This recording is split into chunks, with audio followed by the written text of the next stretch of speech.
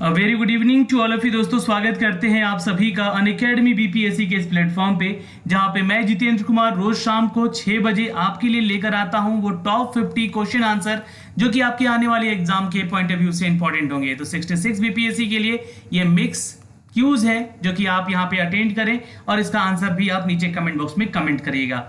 Channel पे नए हैं तो चैनल को सब्सक्राइब कीजिए बेल आइकन दबा के, ताकि हर वीडियो का नोटिफिकेशन आप तक सबसे पहले हमारे चैनल के माध्यम से आपको जा सके।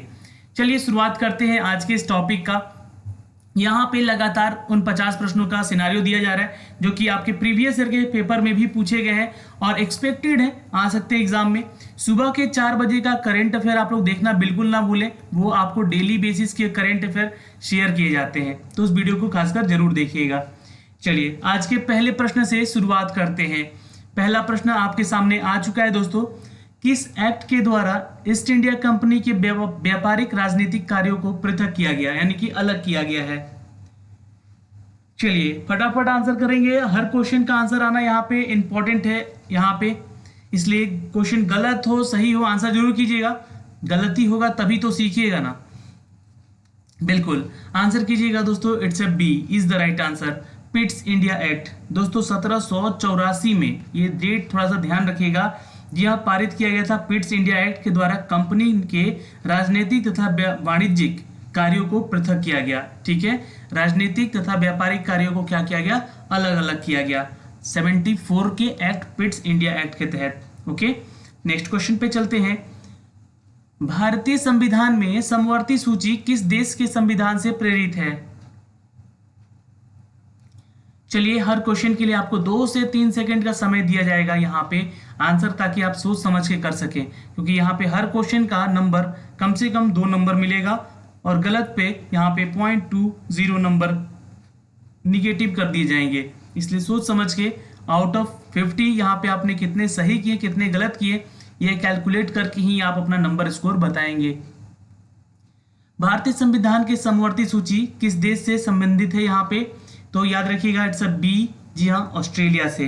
भारतीय संविधान में समवर्ती सूची ऑस्ट्रेलिया के संविधान से प्रेरित है, यानी कि लिया गया है। दोस्तों भारतीय संविधान 3 प्रकार की सूची का वर्णन करता है।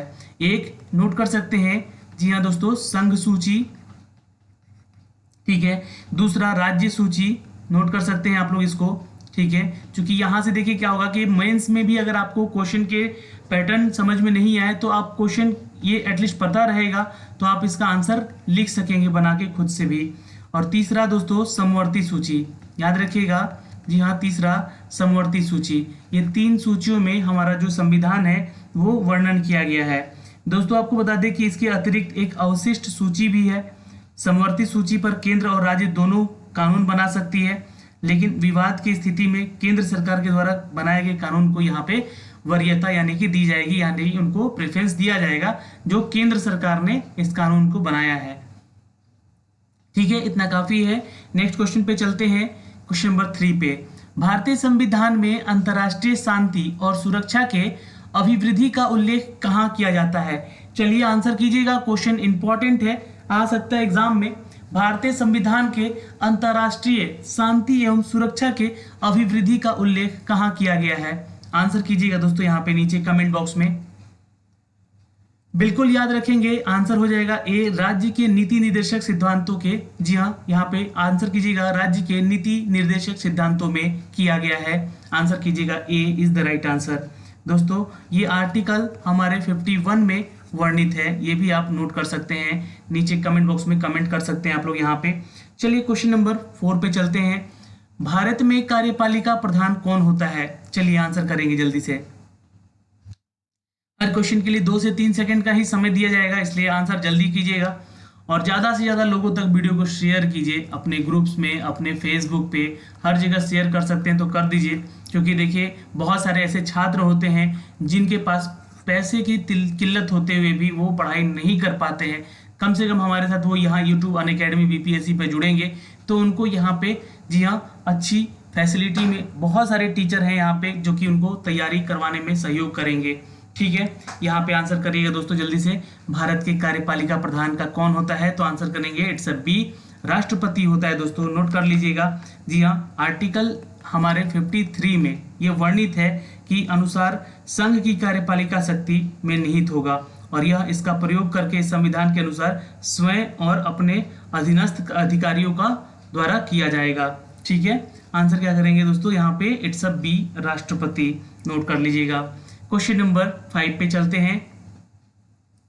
लोकसभा के अनुसूचित जाति और अनुसूचित जनजाति के लिए सीटों का आरक्षण संविधान के किस अनुच्छेद में उपबंधित है?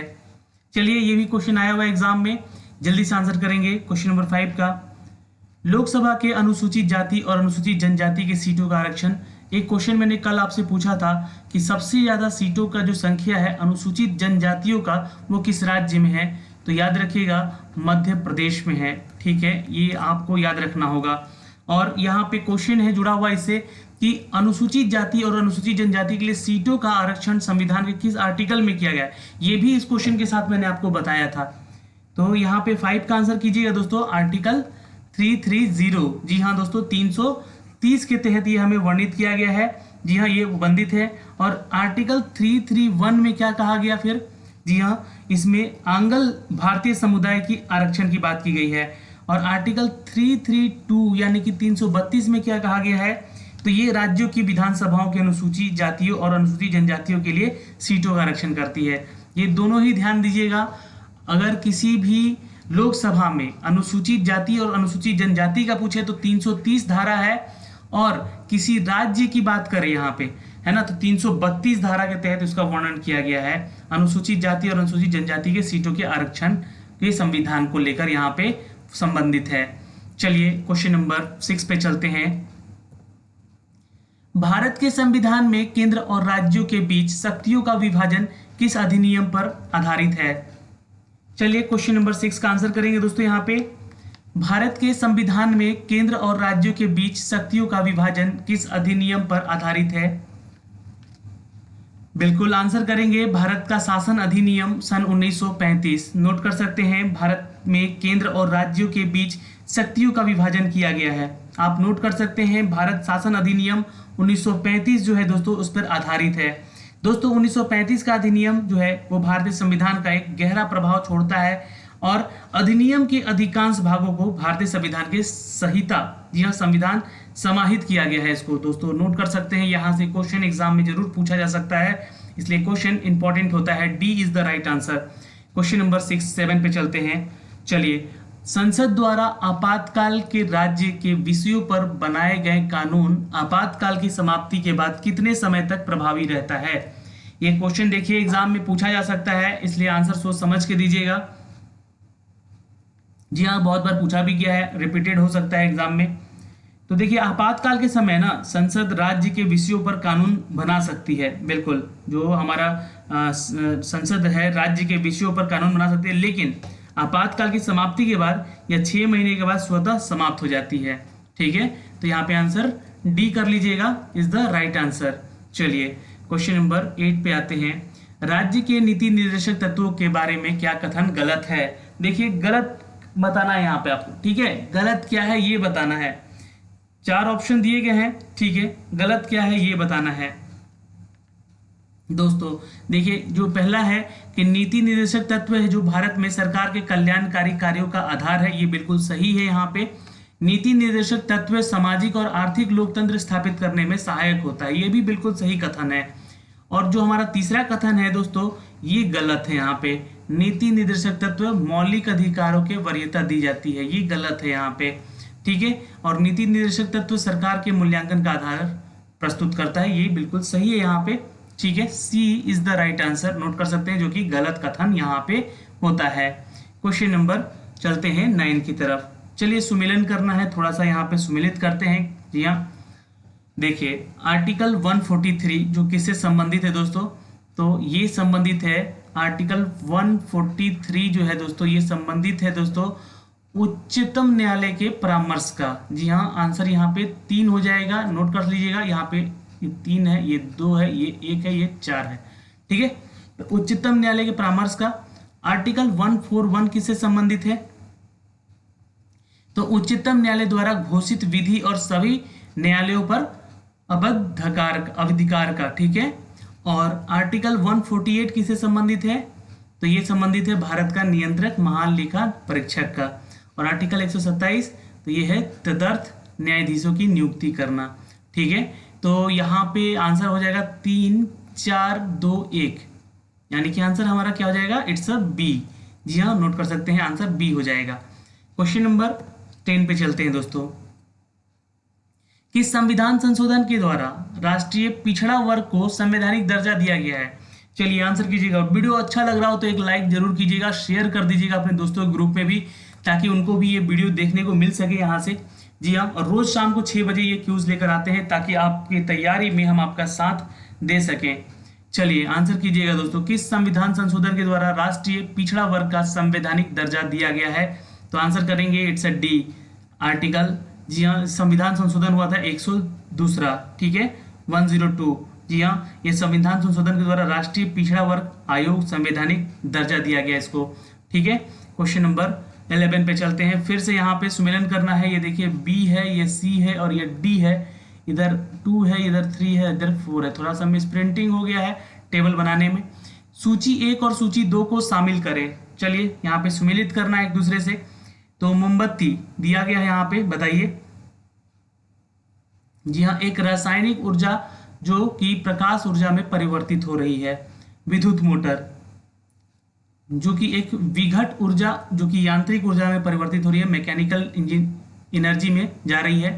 सोलर सेल दोस्तों, सोलर सेल एक सौर ऊर्जा को विद्युत ऊर्जा में कन्वर्ट करता है। माइक्रोफोन, माइक्रोफोन ध्वनि को क्या करता है, ऊर्जा को विद्युत ऊर्जा में बदलता है। तो ये इस तरह का सुमेलन होगा। यहाँ पे हमारा आंसर क्या कर लेंगे दोस्तों, इट्स अ बी। ठीक है, नोट कर लीजिएगा, क्वेश्चन इंपॉर्टेंट है, ऐसे क्वेश्चन एग्जाम में पूछे जाते हैं। ठीक है, उसी के पैटर्न पे ही ये क्वेश्चन सिनेरियो सेट करके लाया जा रहा है। किसी उपग्रह के कक्षीय वेग को कितना गुना बढ़ाने पर वह अपनी कक्षा को छोड़कर पलायन कर जाएगा? चलिए ये क्वेश्चन भी इंपॉर्टेंट है, साइंस का क्वेश्चन है, आंसर सोच समझ के दीजिएगा दोस्तों। जी हाँ, किसी उपग्रह के कक्षीय वेग को कितना गुना बढ़ाने पर वह अपनी कक्षा को छोड़कर पलायन कर जाएगा? तो आंसर करेंगे दोस्तों, जी हाँ, √2 गुना। नोट कर सकते हैं दोस्तों, आंसर हमारा डी होना चाहिए, यहाँ पे बिल्कुल सही है, is the right answer. Next question पे चलते हैं। जब ध्वनि एक माध्यम से दूसरे माध्यम में जाती है तो निम्नलिखित में से किसका परिवर्तन नहीं होता है? चलिए नहीं बोला गया है, इसलिए ध्यान से आंसर करेंगे यहाँ पे। चलिए, जब ध्वनि एक माध्यम से दूसरे माध्यम में जाती है तो आवृत्ति में कोई परिवर्तन नहीं होता है। आंसर हमारा बी कर लीजिएगा दोस्तों, इट्स द राइट आंसर। ठीक है दोस्तों, आवृत्ति में। ठीक है, चलिए नेक्स्ट क्वेश्चन देखते हैं। क्वेश्चन नंबर 14, दूरदृष्टि दोष से संबंध में निम्नलिखित में से कौन सा कथन सही नहीं है? फिर से बोल दिया गया है नहीं है। तो ये नहीं जो वर्ड है ना, यहाँ पे आपको लगा के आपको थोड़ा सा कंफ्यूज करेगा जो आपका क्वेश्चन सेटर है। ठीक है, क्वेश्चन जो सेट करता है। देखिए, जब यहाँ पे दूरदृष्टि की बात हो तो उसमें प्रतिबिंब जो है रेटिना के पीछे बनता है, और दूरदृष्टि दोष में क्या होता है हमें दोस्तों, तो दूर की ही चीजें हमें दिखाई देती हैं जबकि नजदीक की चीजें दिखाई नहीं देती हैं। ठीक है, दूरदृष्टि दोष में क्या होता है ये भी ध्यान रखिएगा, हमें नजदीक की चीजें दिखाई नहीं देती हैं। ठीक है, और निकट दृष्टि दोष में क्या होता है, निकट दृष्टि दोष में क्या होता है, तो ये हमें दूर की चीजें दिखाई नहीं देती हैं। ठीक है, थोड़ा अपोजिट होता है एक दूसरे का दोनों, ये ध्यान रखिएगा।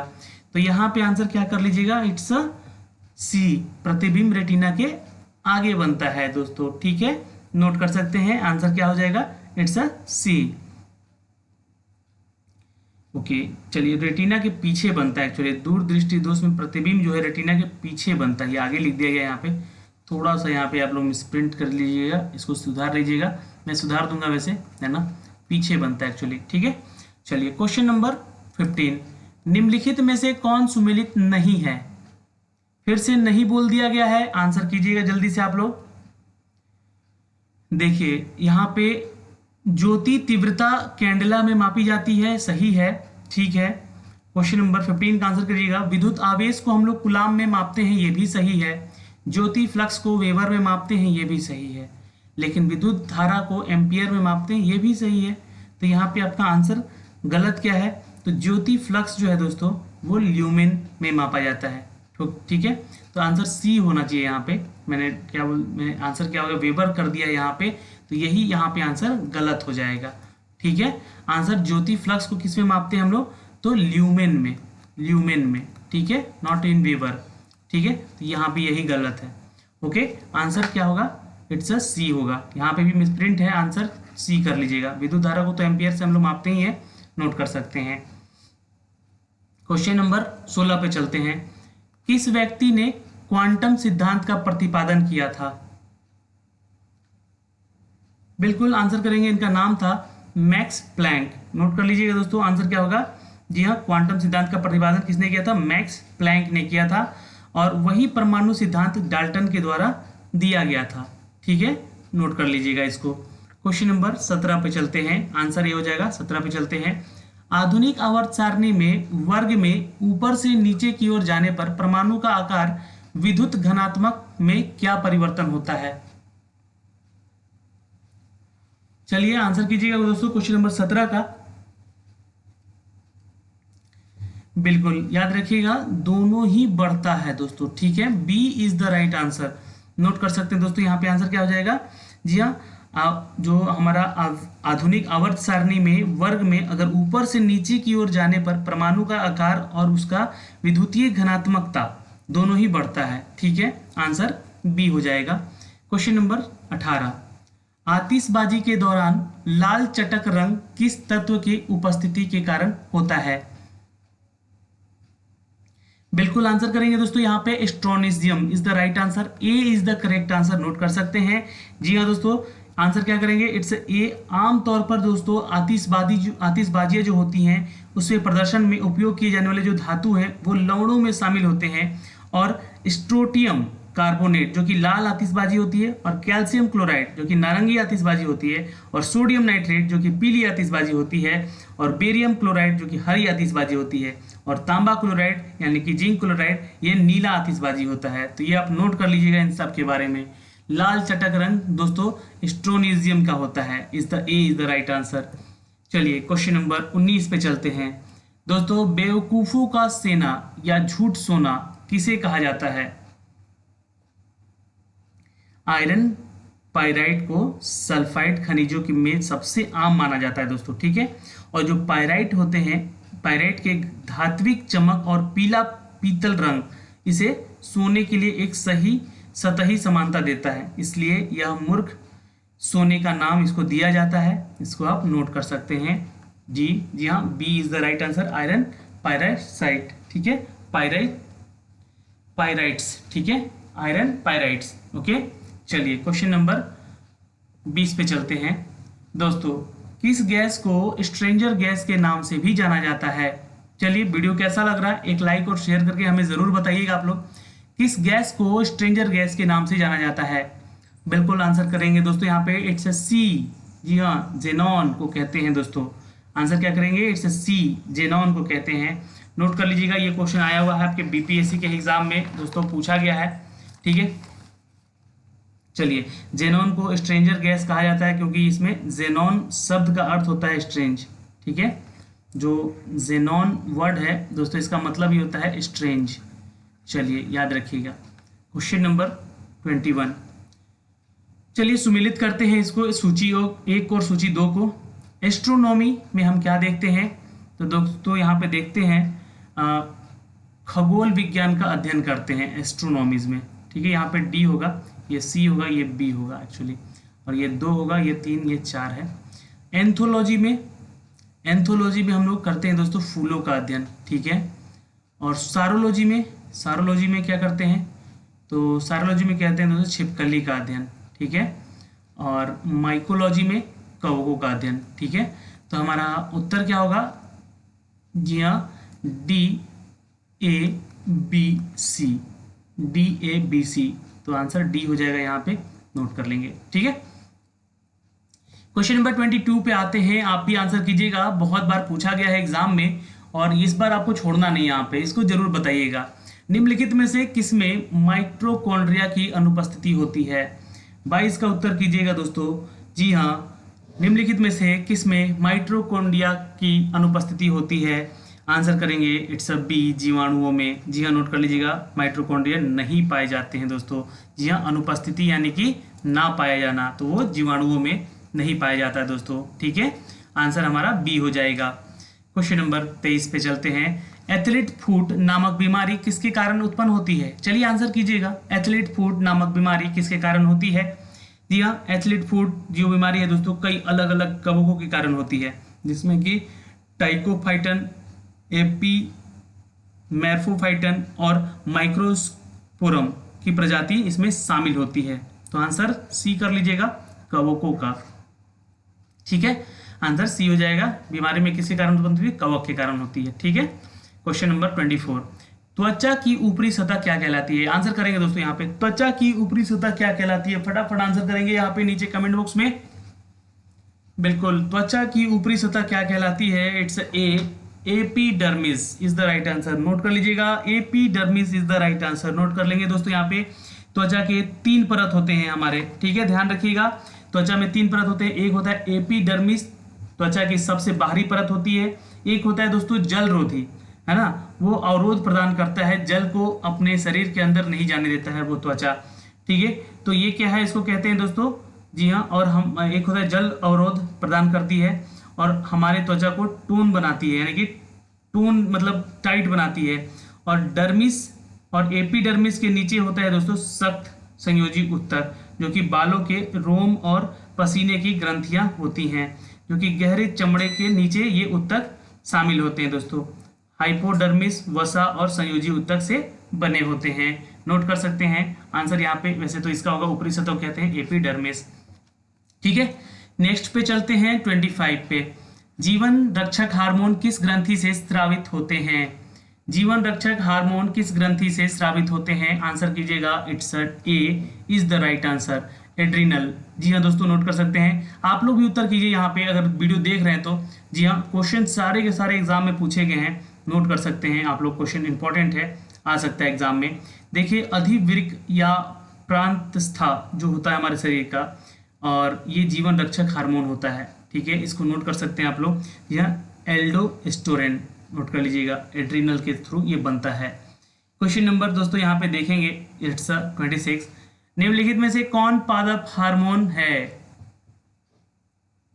बिल्कुल, यहाँ पे आंसर कर सकते हैं डी, सभी। यहाँ पे साइटोकाइनिन, ऑक्सिन, जिब्रेलिन, ये तीनों के तीनों ही हैं दोस्तों एक हार्मोन जो कि पादप हार्मोन कहलाते हैं। D is the right answer. Next है क्वेश्चन नंबर 27। निम्नलिखित में से कौन अनुवांशिकी रोग नहीं है? नहीं बोल दिया गया है, ध्यान दीजिएगा। आंसर देते समय थोड़ा इस चीज का भी केयर कीजिएगा। क्वेश्चन आ सकता है एग्जाम में, नहीं करके आपको कंफ्यूज किया जा सकता है। और ऑप्शन जो है यहाँ पे 4 तो मैं अभी दे रहा हूँ, लेकिन आने वाले आपके जितने भी क्यूज होंगे उसमें एक क्वेश्चन नंबर में ऑप्शन नंबर जो ई भी बढ़ेगा, जो कि 5 ऑप्शन वाले भी एग्जाम में क्वेश्चन पूछे जाते हैं। चलिए उत्तर कीजिएगा दोस्तों। यहाँ पे 27 का आंसर हो जाएगा, इट्स अ सी, डिमेंशिया। जी हाँ, अनुवांशिकी रोग नहीं है ये, यहाँ पे एक अनुवांशिकी रोग नहीं है। डिमेंशिया एक सिंड्रोम है जिसमें कि याददाश्त चली जाती है और सोच व्यवहार का, रोजमर्रा की गतिविधियों का क्षमता गिरावट होने लगती है, जिसके चलते ये बीमारी होती है, डिमेंशिया। बाकी ये तीनों, हीमोफीलिया, वर्णधत्ता और थैलेसीमिया जो है, तीनों अनुवांशिकी रोग है, यानी कि पीढ़ी दर पीढ़ी आपके बाप दादा में आ सकती है और आपके थ्रू आपके बच्चों में जा सकती है। Question number 28। उत्परिवर्तन का सिद्धांत प्रतिपादित किया गया था किसके द्वारा? जल्दी से आंसर करेंगे।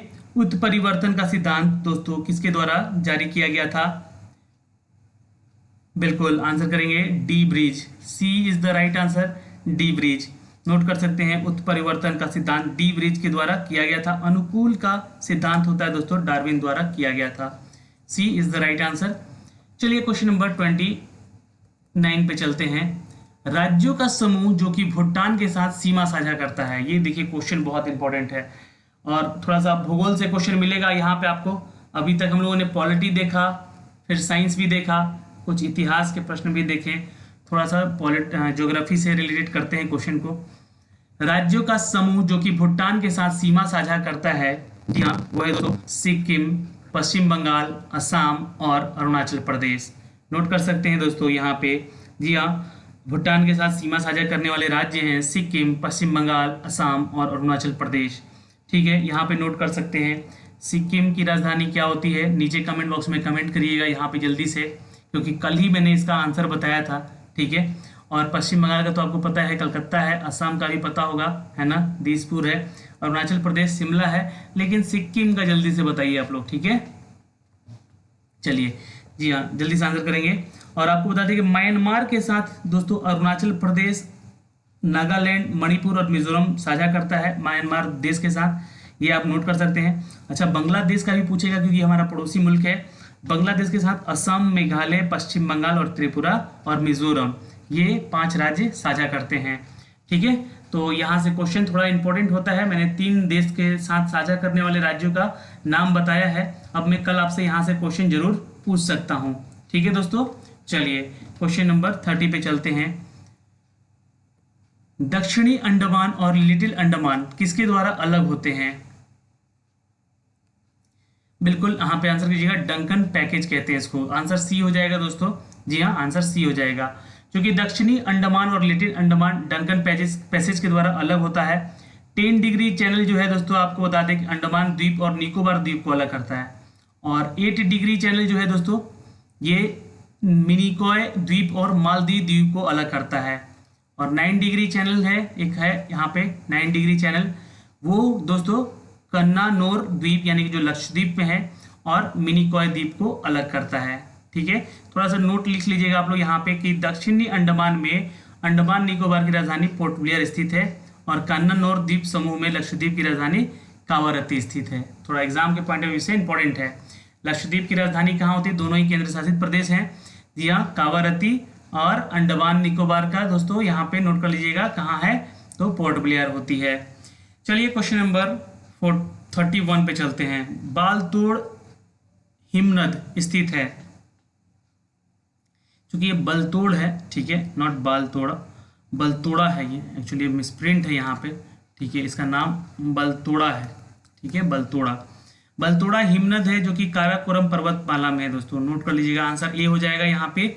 अच्छा, यहाँ पे इस पर्वत श्रृंखला में आपको बता दें पर्वतमाला में स्थित है अन्य प्रमुख हिमनद, और ये बियाफो, सियाचिन, हिस्पार और गांडविन, आस्टिन आदि भी शामिल हैं। नोट कर सकते हैं, यहाँ पे क्वेश्चन इंपॉर्टेंट बनता है। जी हाँ, अगला क्वेश्चन देखते हैं, क्वेश्चन नंबर 32। शिव समुद्रम जलप्रपात किस नदी पर स्थित है? शिव सुंदरम जलप्रपात किस नदी पर स्थित है? तो आंसर याद कीजिएगा, इट्स अ डी, कावेरी नदी पर। D is the right answer. D is the right answer, note कर सकते हैं यहाँ पे। शिव सुंदरम जलप्रपात कावेरी नदी पर स्थित है। यह कर्नाटक राज्य के मांड्या जिले में स्थित है। ठीक है, भारत का दूसरा जल विद्युत परियोजना है शिव सुंदरम जल विद्युत परियोजना है, 1902 है, 1902 में बनाया गया और कावेरी नदी पर ये स्थित था दोस्तों, ये भी आप याद रखिएगा। चलिए क्वेश्चन नंबर 33 पे चलते हैं। दक्षिणी पश्चिमी मानसून के कारण दौरान यहाँ पे तमिलनाडु सूखा रहता है क्योंकि? चलिए आंसर कीजिएगा, दक्षिणी पश्चिमी मानसून के दौरान तमिलनाडु सूखा रहता है क्योंकि यहाँ पे आंसर कीजिएगा, यह वृष्टि छाया क्षेत्र में स्थित होता है दोस्तों। D is the right answer. 33 का आंसर डी कर लीजिएगा। दक्षिणी पश्चिमी मानसून के अवधि के दौरान तमिलनाडु के शुष्क रहने का प्रमुख कारण है कि यहाँ की जो वृष्टि है वो छाया क्षेत्र में स्थित होती है। ठीक है, दक्षिणी पश्चिमी मानसून का कोरोमंडल तट पर समानांतर चलना भी एक कारण होता है, जिसके चलते यहाँ पे सूखा पड़ा रहता है।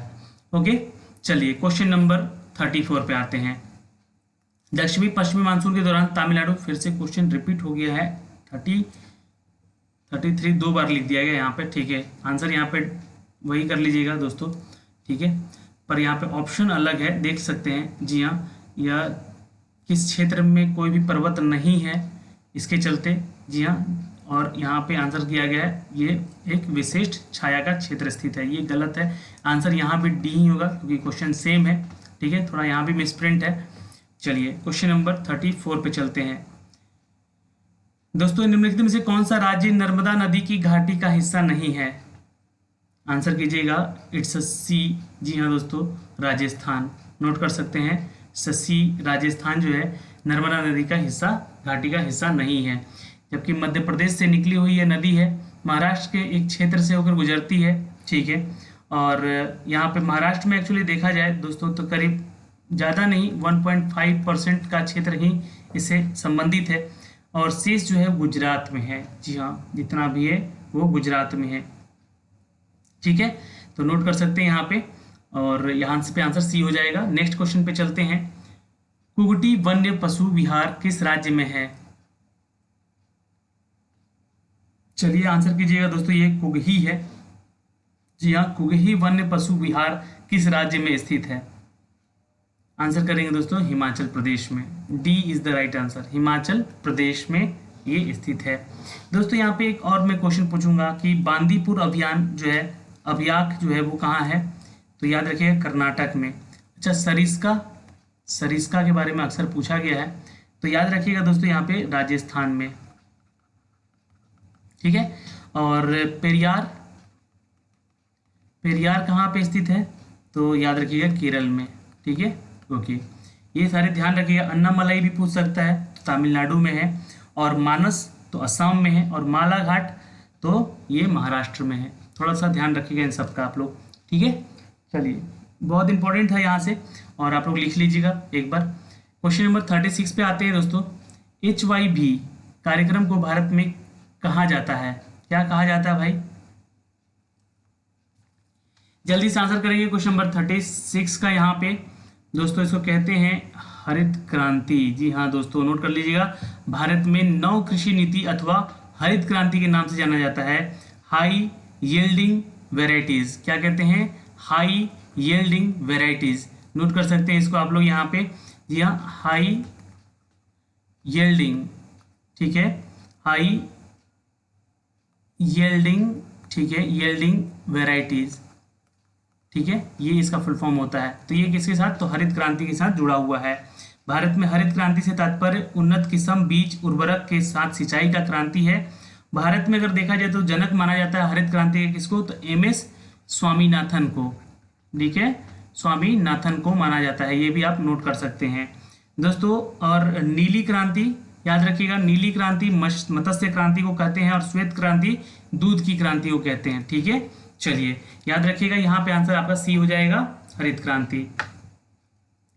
चलिए, नून माटी का तेल शोधक कारखाना अवस्थित है, कहाँ अवस्थित है दोस्तों? बिल्कुल याद रखिएगा दोस्तों, it's B is the right answer. Assam राज्य में स्थित है दोस्तों, असम राज्य में स्थित है। ठीक है, आंसर क्या करेंगे? इट्स बी, असम राज्य में स्थित है। चलिए आंसर हमारा बी हो जाएगा। क्वेश्चन नंबर 38, केंद्रीय मृदा लवणता अनुसंधान कहाँ स्थित है? चलिए, केंद्रीय दोस्तों मृदा लवणता है ना, ये स्थित है दोस्तों कसाल में। B is the right answer, यहाँ पे नोट कर सकते हैं आप लोग। और केंद्रीय कौ फसल अनुसंधान कहाँ है? कौ फसल तो त्रिवेंद्रम में है दोस्तों। ठीक है, कौ फसल। और अंतर्राष्ट्रीय चावल अनुसंधान कहाँ है? तो मनीला में है। ठीक है, मनीलिका लिख गया है, मनीला होगा यहाँ पे, ये है चावल अनुसंधान। और दोस्तों केंद्रीय शुष्क क्षेत्र तो जोधपुर में है, ये आप ध्यान रखिएगा। चलिए, ये क्वेश्चन इंपॉर्टेंट है, चारों यहाँ से इंपॉर्टेंट पूछ सकता है एग्जाम में। सूर्य से दूरी के क्रम में निम्नलिखित में से कौन से दो ग्रह मंगल और यूरेनस के बीच में स्थित हैं? आंसर करेंगे यहाँ पे, it's B is the right answer, बृहस्पति और शनि ग्रह। ठीक है, नोट कर सकते हैं यहाँ पे बी, बृहस्पति और शनि ग्रह। ओके, और यहाँ पे थोड़ा सा सौरमंडल के बारे में जान लीजिए। सूर्य से बढ़ती हुई दूरी के क्रम में अगर देखा जाए तो सबसे पहले बुध ग्रह है।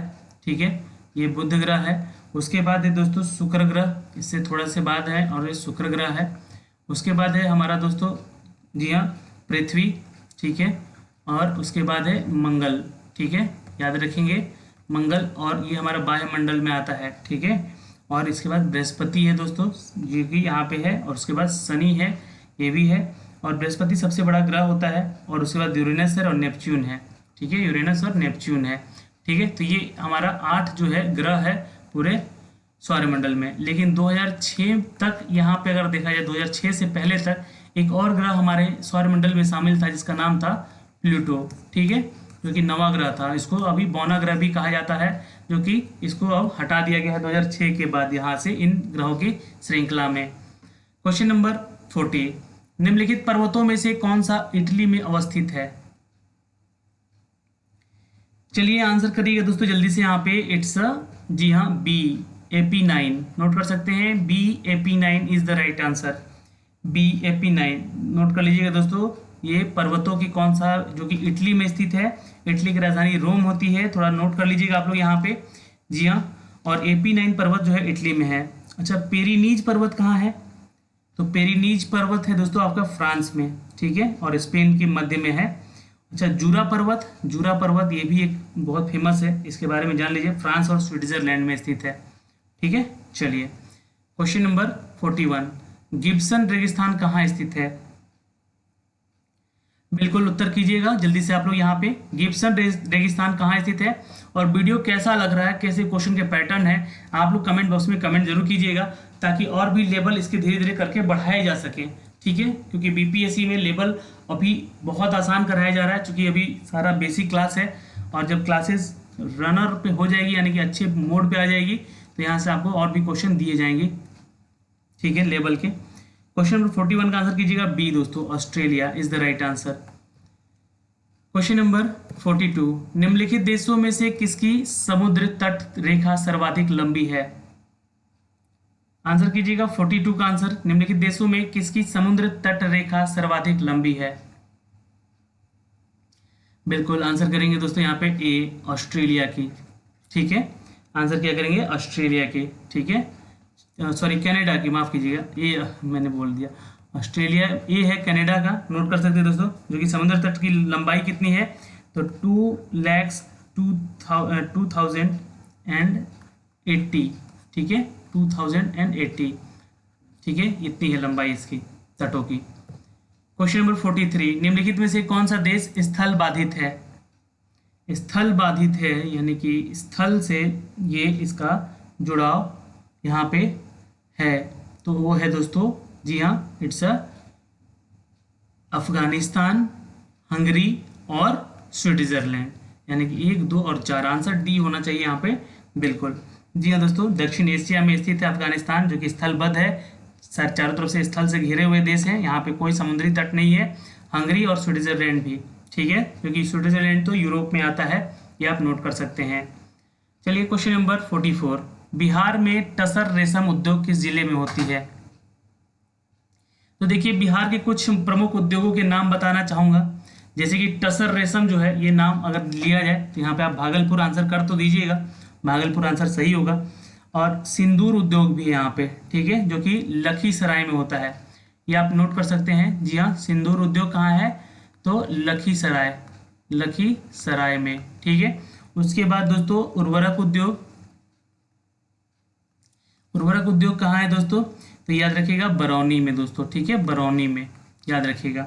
उसके बाद दोस्तों यहाँ पे बात करेंगे सीमेंट उद्योग, सीमेंट उद्योग कहाँ है दोस्तों? जी हाँ, नोट कर लीजिएगा, ये है डालमिया नगर में, जो कि अब बंद पड़ा हुआ है, ये अभी बंद पड़ा हुआ है। ठीक है, उसके अलावा दोस्तों बंदूक बनाने का कारखाना, जी हाँ, बंदूक उद्योग, बंदूक का कारखाना मुंगेर में है, ये भी आप याद रखेंगे। उसके अलावा दोस्तों रेल पहिया कारखाना, रेल पहिया कारखाना, तो ये है पहिया है दोस्तों, ठीक है, याद रखिएगा, ये है आपका छपरा यानी कि सारण जिला। ठीक है, अच्छा, भारत में वैगन और इंजीनियरिंग कंपनी लिमिटेड का भी है मोकामा में, ये आप नोट कर लीजिएगा। और कांच उद्योग पटना में, ठीक है, कांच उद्योग कहाँ है? तो पटना में। तो ये सारे उद्योग हैं, लेकिन ये सारे के सारे लगभग यहाँ पे, समझ रहे हैं ना, बिहार है, बंद पड़ा हुआ है लगभग, जो चलता भी है उसका उतना यहाँ पे फायदा नहीं है। बिहार से यहाँ पे आयात ही किया जाता है, निर्यात नहीं किया जा सकता है। खैर, डालमिया नगर तो बहुत सालों से बंद है, इसके चलते कितने लोग यहाँ से पलायन कर चुके हैं इस क्षेत्र से। क्वेश्चन नंबर 45, बिहार की सर्वाधिक पुरानी जल विद्युत परियोजना निम्नलिखित में से कौन सी है? C is the right answer, पश्चिमी सोन नहर परियोजना, जो कि डेहरी ऑन सोन में है, जो कि यहाँ से इंपॉर्टेंट है क्वेश्चन, स्टार मार्क लगा लीजिएगा आप लोग। ठीक है, बिहार का सर्वाधिक पुरानी जल विद्युत परियोजना है दोस्तों पश्चिमी सोन नहर परियोजना, जो कि डेहरी ऑन सोन में है। ठीक है, रोहतास जिला का ये शहर है। ठीक है, नेक्स्ट क्वेश्चन है यहाँ पे 46, भारत वन स्थित रिपोर्ट 2019 किसने तैयार की है? आंसर करेंगे दोस्तों, इट्स ए, भारतीय वन सर्वेक्षण विभाग करता है, नोट कर लीजिएगा यहाँ पे। चलिए दोस्तों इसका मुख्यालय कहाँ है? तो ये देहराइन में है, ठीक है, देहरादून देहराइन में है, उत्तराखंड में। याद रखिएगा, भारतीय वन सर्वेक्षण विभाग का स्थापना 1981 में किया गया था, ये भी आप याद रखेंगे। Question number 47, the Asiatic Society of Bengal की स्थापना किया गया था। याद रखिएगा दोस्तों, आंसर कीजिएगा सी, सर विलियम जोन्स के द्वारा। C is the right answer. Okay, चलिए क्वेश्चन नंबर 48, किस गवर्नर जनरल के काल में सिंध को पूर्ण रूप से ब्रिटिश साम्राज्य में मिला लिया गया था? सिंध को ब्रिटिश में मिलाया गया था किसके काल में? बिल्कुल 48 का आंसर कीजिएगा दोस्तों यहाँ पे। जी हाँ, आंसर हो जाएगा ए, लॉर्ड एनएल बरो के काल में। A is the right answer. Question number 49, निम्नलिखित घटना को सदी काल के क्रम में सजाएं। सदी काल के रूप में सजाना है भाई, यहाँ पे आप आंसर कर दीजिएगा डी दोस्तों, बिल्कुल सही काल में सजा हुआ है। जी हाँ, सॉरी, यहाँ पे असहयोग आंदोलन के बाद चौरी चौरा कांड लिख लीजिएगा, उसके बाद स्वराज पार्टी स्थापना, यानी कि 1 2 4 3 है दोस्तों, ठीक है, 1 2 4 3 है। नेक्स्ट है क्वेश्चन 50, निम्नलिखित में से कौन क्रिप्स मिशन के साथ कांग्रेस के आधिकारिक वार्ताकार थे? बिल्कुल याद रखिएगा, इट्स डी, जवाहरलाल नेहरू और मौलाना आज़ाद थे। ठीक है दोस्तों, आंसर यहाँ पे डी हो जाएगा दोस्तों। तो इन 50 प्रश्नों में हमने देखा उस सारे मिक्स क्वेश्चन को जो कि आपके हिस्ट्री, ज्योग्राफी, पॉलिटी और साइंस से जुड़े हुए सारे प्रश्नोत्तर थे यहाँ पे दोस्तों। वीडियो कैसा लगा एक लाइक और शेयर करके हमें ज़रूर बताइएगा, कमेंट बॉक्स में कमेंट सारे आंसर करिएगा, अगर आता है तो, नहीं तो नोट्स बनाते रहिए एक एक क्वेश्चन का, एक एक सवाल का यहाँ से, ठीक है। बाकी PDF आपको दे दिया जाएगा। जी हाँ, यहाँ पे नीचे टेलीग्राम का लिंक है, वहाँ पे जाके ज्वाइन कर सकते हैं। धन्यवाद, आज के लिए इतना ही, मिलते हैं आपसे अगली वीडियो में, तब तक के लिए बाय बाय, टेक केयर, ध्यान रखिएगा अपना और अपने परिवार का।